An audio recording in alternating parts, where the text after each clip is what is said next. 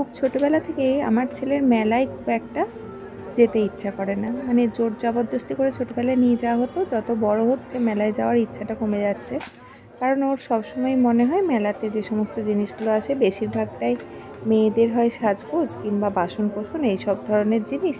তো ও যে আর কি করবে।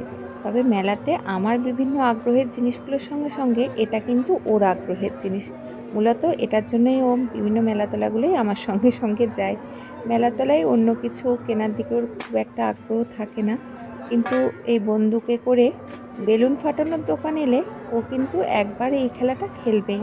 আর একটা জিনিসেরও খুব আগ্রহ, মানে কিছুদিন আগে পর্যন্ত ছিল, এখন আর অতটা নেই। বিভিন্ন ধরনের ম্যাজিকের যে জিনিসপত্রগুলো কিনতে পাওয়া যায় মেলাতে, ওই ম্যাজিক আইটেমের জিনিসগুলো কেনার দিকে ওর খুব ঝোঁক।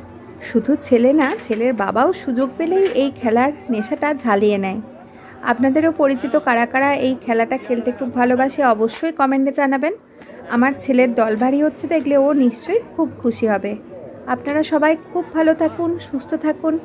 নতুন বছরটা আপনাদের সবারই জীবনে খুব আনন্দ নিয়ে আসুক।